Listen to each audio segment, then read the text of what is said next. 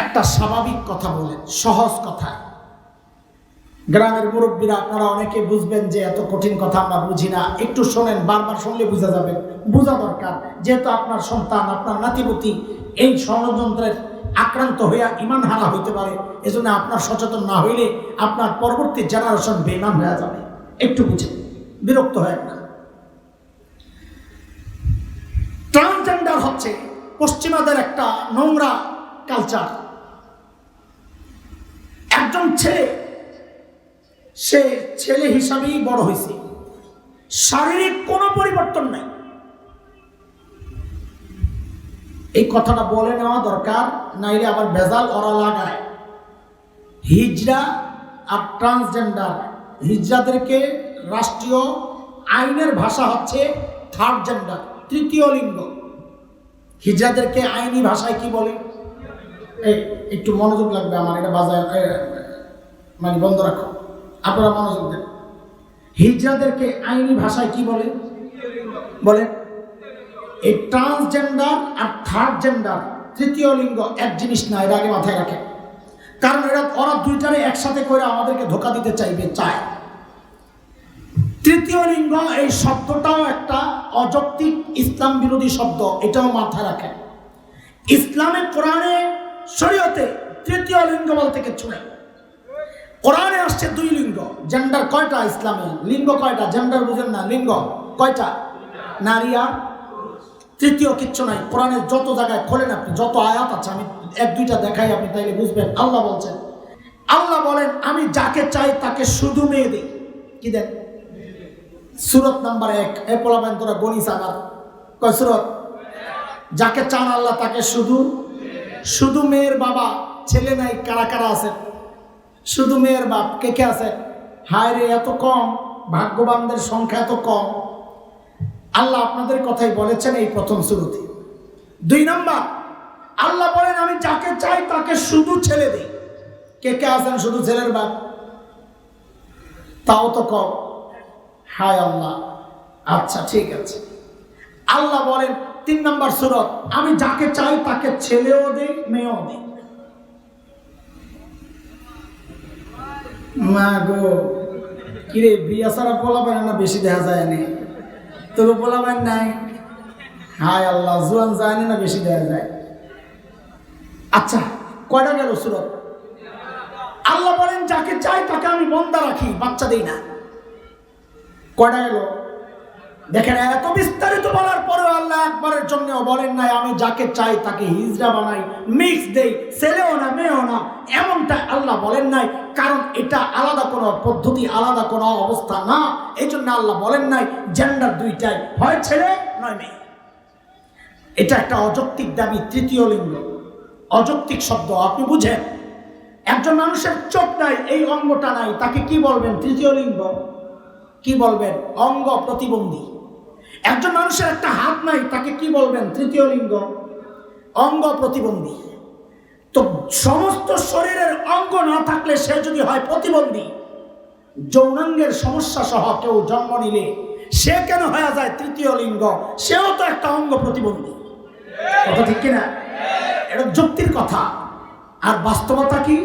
বাস্তবতা হচ্ছে এই দুই লিঙ্গের সমাজ এই হিজড়াদেরকে তৃতীয় লিঙ্গ বলে এই সমাজ উচ্চত করে, তাদেরকে যে বঞ্চিত করেছে, বাবার অধিকার থেকে বঞ্চিত করেছে, মায়ের অধিকার থেকে বঞ্চিত করেছে, সামাজিক সম্মান থেকে বঞ্চিত করেছে, বাবা মায়ের সম্পদ থেকে বঞ্চিত করেছে, ইজ্জত, শিক্ষা, হ্যাঁ, এই সমস্ত কিছু থেকে বঞ্চিত করার কারণে তারা সর্বহারা হইয়া, সব হারায়া এখন এরা সংঘবদ্ধভাবে রাস্তায় রাস্তায় চাঁদাবাজি করছে, সংঘবদ্ধভাবে বিয়ে বাড়িতে হানা দিয়া চাঁদাবাজি করছে, যেই ঘরে নতুন বাচ্চা হয় সেখানে হানা দিয়া চাঁদাবাজি করছে, রাতের আধারে সব রকমের নোংরামিতে তারা মেতে উঠছে।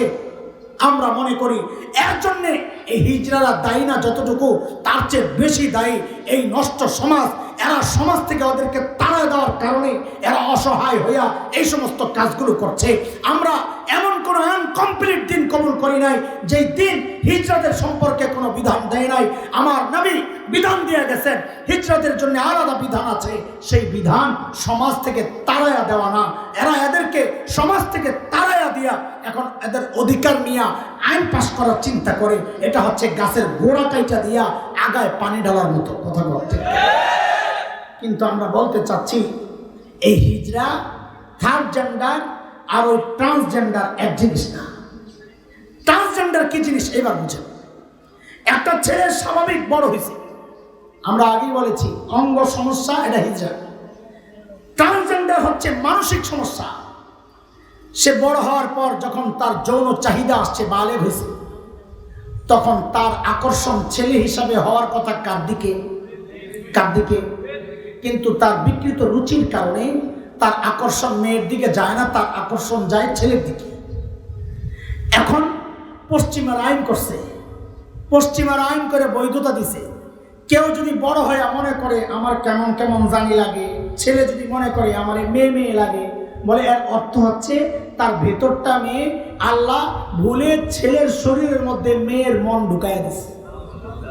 এমন কি করা, এই ছেলের শরীরটাকে কাটাকাটি কইরা মেয়ের মতো শরীর বানায়া বুকের মধ্যে স্থল স্থাপন প্রতিস্থাপন করে অঙ্গ কেটে মেয়ের মতো অঙ্গ বানায়া তারে ছেড়ে দাও। এখন সে ভিতরেও মেয়ে, বাইরেও মেয়ে। এটাকে বলে ট্রান্সজেন্ডার। আর মেয়ে যদি মনে করে আমার ছেলে ছেলে লাগে, মানে তার আকর্ষণ ছেলের দিকে না মেয়ের দিকে, তাকেও বিশেষ অঙ্গ লাগায়া ছেলে বানায়া দাও, এটা তার অধিকার। এই অধিকার বাস্তবায়ন পশ্চিমারা করে ফেলছে।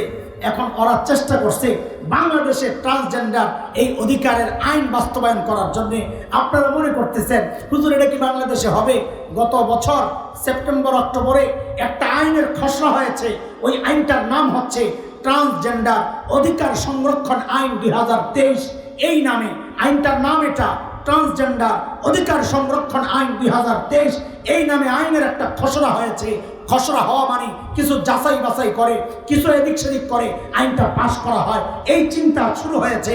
কিছু লেখালেখি দ্বারা শরীফ থেকে শরীফের গল্প, এইরকম অযৌক্তিক গল্প দিয়া আমাকে আপনাকে আস্তে আস্তে গেলানোর চেষ্টা হচ্ছে। মাথা আস্তে আস্তে ধোলাই ওয়াশ করার পরিস্থিতি পরিবেশ তৈরির চেষ্টা হচ্ছে। আপনারা সব চুপচাপ বসে আছেন, কেউ কোনো কথা বলেন না।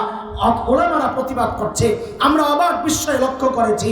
আপনারা প্রতিবাদ তো করেন না, প্রতিবাদ করতেছে ওলামায়ে কেরাম। হ্যাঁ, এইবার দেখেছি কিছু ইউনিভার্সিটি কলেজের ছেলেরাও প্রতিবাদ করেছে, আমরা তাদের কপালে চুমু খাই। কিন্তু অভিভাবক আসল প্রতিবাদটা করার দরকার ছিল আপনাদের মতো অভিভাবকরা। ওলামাদের প্রতিবাদের কথা না এটা। কেন বলছি? কারণ ওলামাদের ছেলেরা এই ঘোড়ার ডিমের সিলেবাস পড়ে না, যেই সিলেবাসে মানুষকে ঈমান হারা করার চক্রান্ত চলছে। আলেমদের ছেলেমেয়েরা তারা তো কোরআন হাদিসই পড়বে, কাল রাসূলুল্লাহ পড়বে। প্রতিবাদ তো আপনাদের করার কথা, আপনারা প্রতিবাদ তো করেন না, বরং প্রতিবাদী আলেমের অনেকে বিরুদ্ধাচরণ করেন। অনেক পুরাকবাল আছে এই প্রতিবাদকে রাজনৈতিক বক্তব্য আখ্যা দেওয়ার চেষ্টা করে। দোস্ত, আমার মতো যারা আমরা রাজনীতি বুঝি না, করি না, রাজনীতিকে ঘৃণাও করি না, ইসলামের জন্য রাজনীতি করবে বুঝি না, করি না, সবাই এক কাজ করতে হবে তা জরুরি না। কিন্তু এই সমস্ত বক্তব্যকে রাজনৈতিক বক্তব্য আখ্যা দেওয়ার চেষ্টা করেন। দোস্ত, সব জায়গায় রাজনীতি চাই না এনেন না। এটা রাজনীতির ব্যাপার না, এটা আমার ঈমানের ব্যাপার, এটা আমার বিশ্বাসের ব্যাপার, এটা আমার আকীদার চেতনার ব্যাপার।